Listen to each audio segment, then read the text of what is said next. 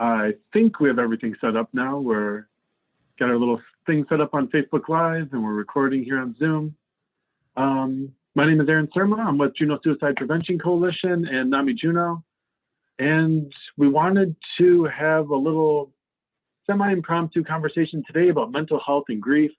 We've received a lot of questions lately, a lot of people asking for help, asking for ideas for how to improve their mental wellness, saying that even though the weather's getting better and winter's coming close to an end, that they're not feeling as well as they want to. And so we just want to talk about some things that you can do to stay healthy and just give some kind of context for what folks are feeling, because it is a hard time. We're in a pandemic. We are not recognizing life events the way we normally would. So I'm here today with Pastor Faith McClellan from Northern Lights United Church, and we're going to talk to you all. Pastor Faith, thanks for being here. Well, thank you, Aaron. And I want to begin by talking about my own experience with grief, because no matter who you are and how old you are, what you do in life, you will experience grief. I was a seminary student, and a dear friend of mine became ill, and she became ill all of a sudden and died very suddenly. And this was a friend that I thought that we would be in touch with even now. She wasn't ill. What happened was she ended up having a fall on just 3 steps, and we all knew that she would get better. It was near the end of the semester, so she decided to go home to heal. And because I had fallen the semester before, or the year before, really, and I had injured myself by breaking both ankles, breaking one and fracturing the other. And Kimberly was wonderful about making sure that I had what I needed.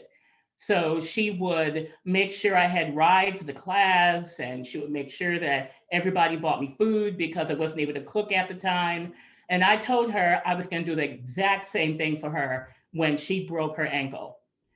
And so we talked for a little bit. I stayed on campus. And then one day I got a call where really one of my friends at the seminary found me and told me that she had passed away suddenly.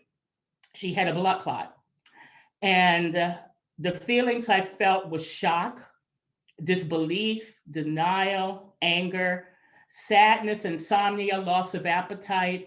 I wasn't interested in doing anything. And these are many of the feelings that people feel when they have grief. But Kimberly was a part of the seminary community, so I was able to share my grief with others who knew her very well. We were a small community, and everybody had a story to tell about Kimberly. So I would talk to people individually or in a group I would meet with and just talk about her. We had a memorial service on campus for the entire community, and it gave me an opportunity to share more about her, to hear stories about her, and to begin the healing process, because I knew I couldn't do it alone. And from people who I've worked with who's struggling with grief, there are certain things that people say that you've probably said yourself. And when I talk to people who grieve, I always tell them, be gentle with your heart. Be gentle with your heart, because I know that somebody needs to hear it. So when I hear statements like, it feels like God is punishing me, I have a hard time getting out of bed in the morning. I'm fed up. Nothing really ever changes. And she needed my help, and I wasn't there. I'll never forgive myself. Now, statements like these, and there are many others, can grow into negative narratives we tell ourselves. They become these long stories that we tell ourselves over and over again. And sometimes we blame ourselves for our losses. We don't even realize we're grieving. But grief is complicated. And I want to talk to you about the types of grief. There are several types of grief, and I will mention 8 here. So the first type of grief is collective grief. Now, as I said, all of us experience grief no matter our age, ethnicity, culture, gender, religion, or anything else that makes us different. One thing we human beings collectively experience is grief. And since COVID-19, the entire world is grieving. Our nation is grieving. Collective grief is felt by a group that has a particular loss in common. Now, for example, this could be experienced by a community, a city, or a country, and sometimes it's a result of a natural disaster, like a hurricane, a tornado, an earthquake that devastates an entire community. Sometimes it's the death of a public figure that many of us know and loved, and we've lost quite a few of them in 2020. For example, John Lewis, the congressman and civil rights activist, there was public collective grief over his death, or a terrorist attack, like what our nation experienced on 9/11. And when George Floyd was murdered last May, people around the world grieved his death. Now, people protested in all 50 states, but some of those protests were around the world, in other countries, other communities around the world, calling for justice and racial equality. So now we have anticipatory grief. And for family caregivers, grieving can start long before the person you are caring for actually passes away. And those feelings are related to the loss of what was or what you thought your life was going to be. So those of us who had a loved one or have a loved one with Alzheimer's, dementia, or someone who just received a diagnosis that their life is going to be cut short. And you start thinking about what you're missing. You can't live the life you thought you would have. That means that you probably can't go back to school to get that degree. You can't travel. You can't start that new career. So your plans and your dreams will never happen. So you're anticipating. This is a grief that you feel for a loss that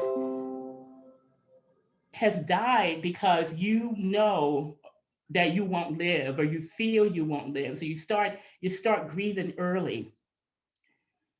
But then there's another kind of grief that is complicated grief, and it's traumatic or prolonged grief.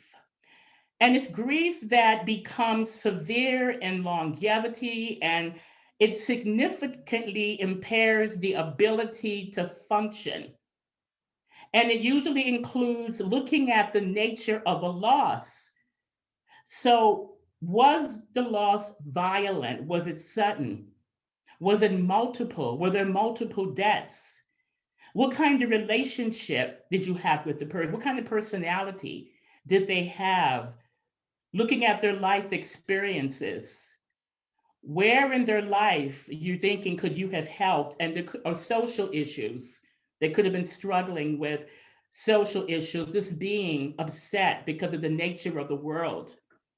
So that's traumatic and prolonged grief. And some of those warning signs include self-destructive behavior, persistent feelings of guilt, that nothing you do is right. You blame yourself for everything. You have a low self-esteem. You don't think highly of yourself at all. You may even start having suicidal thoughts, violent outbursts, or radical lifestyle changes. If you're a person that didn't used to drink, you may start drinking excessively or going to parties. So this is what happens when grief is prolonged, a complicated grief. But then there's disenfranchised grief, that kind of ambiguous grief that people just don't know how to grieve because your grief is not acknowledged. You have others do not acknowledge the importance of the loss in your life, and they may not understand the importance of the loss, and they'll minimize the significance of it. Now, an example of this is the loss of an ex-spouse, a pet, or a coworker. Now, people may feel that, why are you grieving the loss of an ex-spouse? You're no longer with them anyway. We thought that was over. So your grief is not being acknowledged. You have no outlet to express yourself. But the other side of disenfranchised grief is when you experience a loss, such when a person you were caring for has dementia or decline in their physical abilities. Physically, they're present, but they're absent in other significant ways. They no longer can recognize you. Or if they're a parent, they no longer see that you are their daughter or their son. So it's disenfranchised because you have no closure. And it's also psychological grief. So that's what makes it ambiguous. But then there's chronic grief. And in chronic grief, there's feelings of hopelessness. You've lost all hope. Nothing means anything to you anymore. There's a sense of disbelief that the loss is real. So you're thinking, oh, he or she has to be alive. Or I haven't really lost my job. I know I'm going to hear from them. They're going to call me back, especially if you're a person that's been laid off, and especially during this pandemic. And it's the avoidance of any situation that may remind you of the loss or the loss of meaning and a value system. So you may no longer believe in God. Or if you're a person that believes that people are really good, everybody has something good in them, you may start believing that no one is good. So if left untreated, chronic grief can develop into severe clinical depression, again, developing suicidal or self-harming thoughts, and even substance abuse. But now let's go on to cumulative grief. And it's the grief where you experience multiple losses that occur within a short period of time. And what makes it stressful is that it doesn't give you time to grieve the first loss before you experience a second one. An example of that is two people dying in the same week. And during COVID, some people have lost their entire families in a short amount of time. But then we also will go on to mask grief. And mask grief can be in the form of physical symptoms or other negative behaviors that are out of character for you, and unable to recognize that these symptoms are behaviors connected to loss. So you may wonder, why all of a sudden do I want to go out on the weekend and party when I never used to do that before? You don't realize that you're grieving, you're masking your grief. But there's another kind of grief again, and it's secondary losses in grief. So a secondary loss is felt after the primary loss, and it can affect multiple areas of an individual's life. Now, secondary loss it's an emotional response to following losses that occur as a result of a death. So let's say that you've lost a spouse. And before that, you and your spouse had all these friends, married friends together. And then over time, you lose that. You lose those relationships end because you're no longer with your spouse. And so that's secondary losses and grief. So not only have you lost the person that was important to you, you've also lost that circle, that inner circle that you shared together. Now, grief is personal to each of us because the person we loved who is no longer with us the relationship that ended, the job we lost, either from the pandemic or we were just let go, the license we had to give up because we're getting older and we just can't see the way we used to. Or we've been diagnosed with a terminal illness, so our bodies don't function the way they used to. Our grief is personal because who we loved, what we loved, was significant to us. It meant something to us, and it's gone. It's no longer with us. But sharing our grief is part of the healing process. Now, earlier I gave examples of what communal grief is. And communal grief can also start the path to healing. Because after a tragic event in the community, people begin marking the place where a person died to honor that person's life and express their own grief. Now, rituals and memorial services that acknowledge a person's life is a way of sharing grief together. And you're sharing it among others who also share your loss and your pain. So I want to tell you, don't be hesitant to ask help from others. Seek spiritual support from faith-based organizations, including your religious leaders and congregations. And if you don't have spiritual support, feel free to call me. I will be there.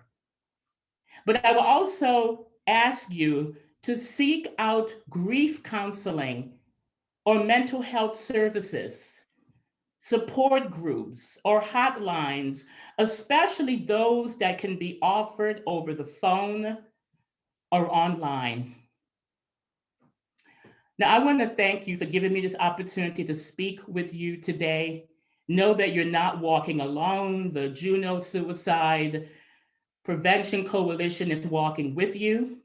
I'm a part of that coalition. Aaron is as well, and I'm going to turn it back over to him. Well, that was fantastic. For someone who said that she didn't know if she had a lot to say about the topic, you gave us an amazing 15 minutes of information. So thank you so much. And I think the number one thing that really sticks out to me is you said sharing grief is part of the healing process. Mm-hmm. And right now we're stacking up different types of grief, right? We have collective grief. We have all of the different ways that we've been personally affected by deaths of loved ones, whether or not it's related to COVID. There's also the stress of COVID that's laying on top of this. So like we just have things stacking. We have collective grief. We have the anxiety of the moment. We have whatever's going on in our personal lives. And we lost at least some of the supports that used to exist to help us through these times. And so that just creates a whole stew. And so I love that you said, like, reach out to your people, reach out to the spiritual community, reach out to yourself, reach out to us as a coalition. And I just want to add a couple more things to that. Like we, at the Juno Suicide Prevention Coalition and NAMI Juno, part of our job is to help people navigate the mental health system in Juno. So if anyone has questions for themselves or a loved one about how to get professional help, like we are available, 463-4251. You can call us or email us. I'll answer the phone and we'll talk you through like what your options are and we can make a recommendation for you.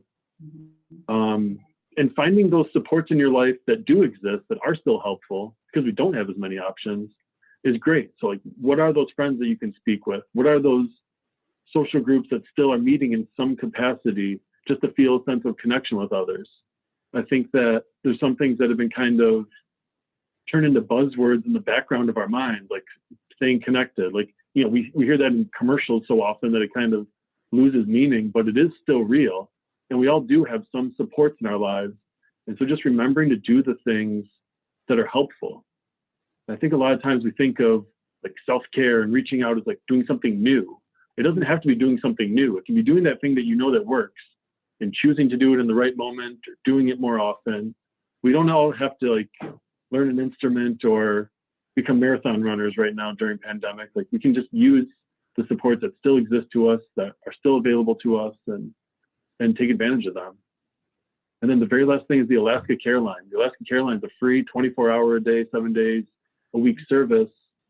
That's available to anyone if you're worried about your mental health or loved ones. And a trained person in Fairbanks will answer the phone, talk you through the crisis. So they're just always available. And their number is 877-266-HELP. We'll put the Care Line's information in the comments to this presentation. They have an app, so you can download the Alaska Care Line app. That way you don't need to remember the phone line. You don't need to look it up in a moment of crisis. You can click on the little app and click on the phone number. And they also offer texting. There's a million other services if for whatever reason you don't want to use the Alaska Care Line. So if you want immediate help, the Care Line is available. There's also a nationwide hotline. There's hotlines for veterans, for members of the LGBTQ community, and a whole host of other hotlines. That stuff's available to you in the moment. You want help navigating the mental health system, call us at NAMI and Juno Suicide Prevention Coalition. We're the same organization. And then find those other supports also. Find Pastor Faith, find your version of Pastor Faith. Talk to your friends, talk to your loved ones, and stay connected because we need to work through all this grief. We all have some amount of it right now. Some of us a lot more than others. And without the ability to express that and work through it, we're just going to sit with it. And it's going to come out in unhealthy ways, like the last example you gave, masking grief. It's going to seep out one way or another. So let's have it seep out in helpful ways as opposed to finding yourself at a bar at 2 a.m. wondering how you got there. So, Faith, any last words from you? I just want to remind you that there's always hope. And when you're grieving, you may have to rediscover hope again. And one of those ways of doing that is creating new family rituals. So what you used to do may no longer work anymore, especially if the person that you've lost was in charge of creating those rituals. And set boundaries at work, at play, family time, set boundaries. Give yourself time to be angry. It is all right to be angry. And if you have to step away from people, just say you need a certain time for yourself. I would say that you want to ground yourself by engaging in some spiritual practices, knowing that you are not alone, that there is a God, whatever name you call God. So I would take the time to meditate, to pray. You can walk on a beach. If doing yoga also gives you peace, you could do that. So I would say whatever faith you belong to, whether you're Christian or whether you're Jewish or whatever faith it is, go to that religious leader, because no matter what faith we are, all of us grieve and all of us hurt. Take some deep breaths, talk to someone about your feelings and exercise. And again, be gentle with your heart. Very well said. Thank you so much for your wisdom and insight. I really appreciate it. And hopefully this is of some benefit to the folks who are watching right now. So Faith, thanks so much for your time. Thank you.